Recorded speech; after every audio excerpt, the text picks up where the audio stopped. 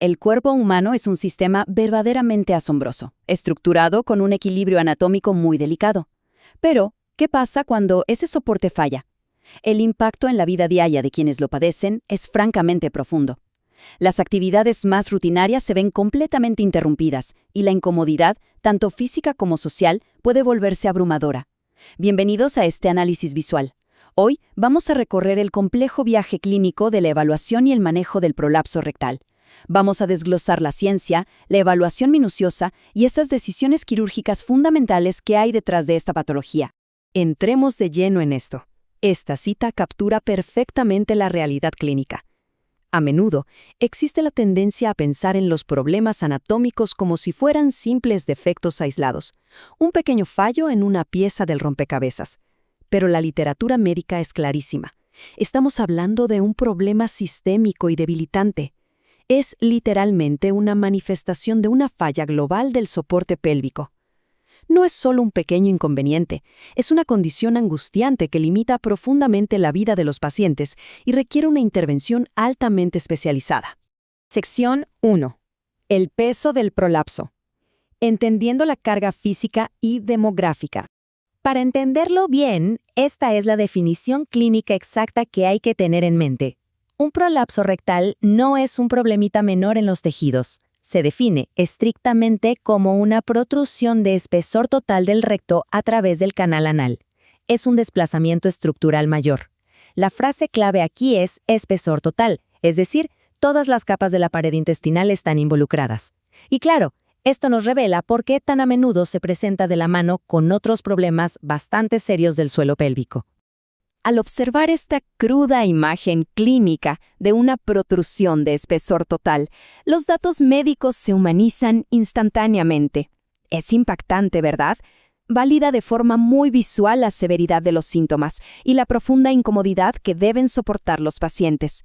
No hay forma alguna de minimizar el impacto físico y psicológico que este tejido, protruyendo externamente, tiene en la dignidad y en el día a día de una persona. Ahora, demográficamente, el perfil está súper marcado.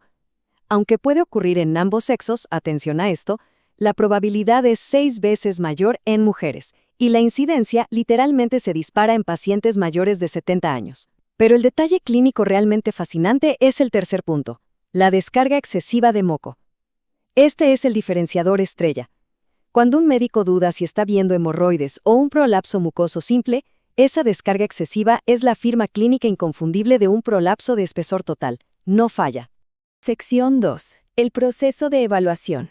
Los pasos clínicos investigativos. Aquí es donde empieza el verdadero trabajo de detectives. La investigación comienza con una historia clínica y un examen físico sumamente riguroso. Hay que evaluar todo: síntomas gastrointestinales, historial de cirugías ginecológicas previas, todo cuenta. Físicamente, evaluar el tono del esfínter es vital. Pero ¿saben cuál es el detalle más revelador? La posición durante el examen.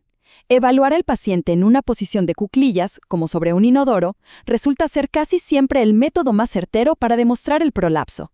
Además, le brinda al paciente el mayor confort posible en una situación que, seamos sinceros, es muy vulnerable. Y claro, pasando de esa observación física al seguimiento de los síntomas, destata esta maravilla: el cuestionario EMPACT. Manejar las expectativas después de una cirugía es absolutamente crucial. ¿Por qué? Porque corregir la anatomía no siempre significa que todos los síntomas funcionales van a desaparecer mágicamente al día siguiente. Esta herramienta validada nos da una métrica súper objetiva para ver cómo evolucionan realmente esas molestias del suelo pélvico con el tiempo. Para cerrar la evaluación tenemos las pruebas auxiliares. Una colonoscopía preoperatoria es mandatoria. Hay que descartar sí o sí otras patologías graves que puedan estar empujando el tejido hacia abajo. Es fundamental entender esto. No existe ninguna cura médica, ninguna pastilla mágica para corregir esta anatomía caída. Es un problema mecánico. Sin embargo, optimizar los hábitos de evacuación intestinal en esta etapa preoperatoria prepara muchísimo el terreno para lograr un mejor resultado quirúrgico. Sección 3. Soluciones quirúrgicas por vía perineal. Enfoques localizados y menos invasivos. Esta es la encrucijada quirúrgica por excelencia. El dilema exacto del cirujano es un delicado y constante equilibrio de riesgo-beneficio. Por un lado tenemos la vía perineal, mucho menos exigente para el cuerpo, ideal para pacientes más frágiles y con una movilización rápida. El problema: tiene un riesgo mucho mayor de que el prolapso regrese. Por otro lado, la vía abdominal.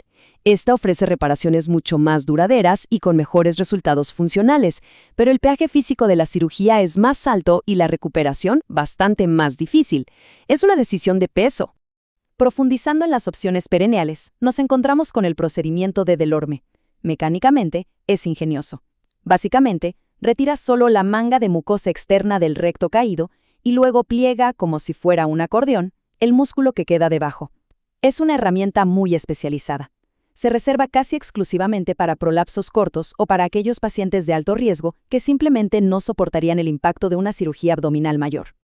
Luego está el procedimiento de Altemeyer, que es un enfoque perineal un poco más definitivo. Aquí, la clave absoluta está en el primer paso, la incisión de la reflexión peritoneal. Esta maniobra técnica es vital. Es lo que permite movilizar todo ese tejido excedente para hacer una resección completa de espesor total. Al final, los segmentos sanos se unen manualmente, sin tensión alguna. Un paso absolutamente crítico para que la cirugía sea un éxito a largo plazo. Y bueno, el intestino resecado que observamos aquí nos da una recompensa visual tremenda de los pasos que acabamos de describir. Ver todo este tejido, que a menudo es un segmento masivo del recto y del colon sigmoide, retirado exitosamente del cuerpo mediante el enfoque de Altemeyer, es impresionante. Básicamente soluciona de raíz la anomalía anatómica visible que tanto afligía al paciente. Sección 4. Soluciones quirúrgicas por vía abdominal. Reconstrucción intraabdominal integral.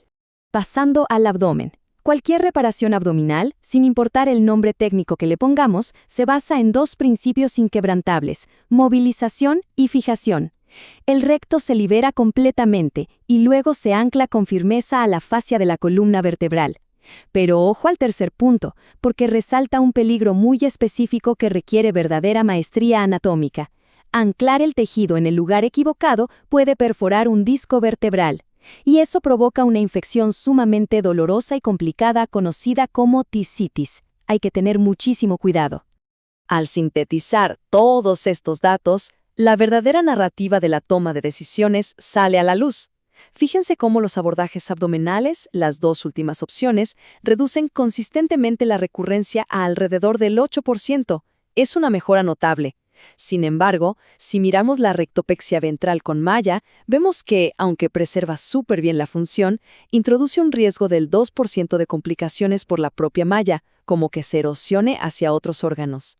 Al final del día, cada elección implica intercambiar un tipo de riesgo por otro. Así es la cirugía.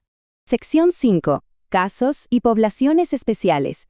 Incarceración, pediatría y atención multidisciplinaria.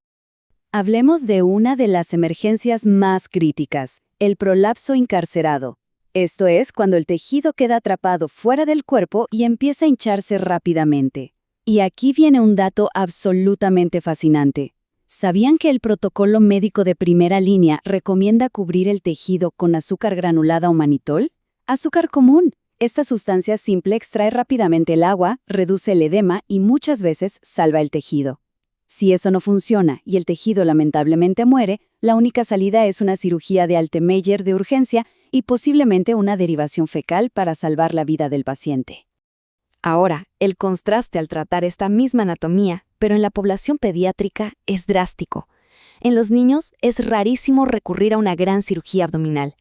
El enfoque inicial es abrumadoramente conservador. Se opta muchas veces por terapias locales como simples inyecciones para fijar el tejido. Además, hay que entender que un prolapso en un niño pequeño actúa como una verdadera alarma médica. Exige hacer pruebas inmediatas para descartar problemas constitucionales serios de fondo, como la fibrosis quística, por ejemplo. Para concluir este recorrido, nos surge una pregunta profunda que realmente nos invita a reflexionar. Si hoy entendemos que el prolapso rectal es solo una manifestación de un problema mayor y que el suelo pélvico es todo un ecosistema interconectado, ¿cómo va a remodelar el cambio hacia reparaciones multidisciplinarias nuestro enfoque quirúrgico definitivo desde el primer día? Porque arreglar un solo compartimento puede generar que el de al lado colapse meses después. El futuro apunta innegablemente hacia cirugías súper colaborativas, y eso nos deja pensando, a medida que la ciencia avanza, ¿será la reparación aislada de un solo órgano una simple reliquia del pasado? Esperamos que esta explicación detallada haya iluminado las complejidades de esta condición tan fascinante.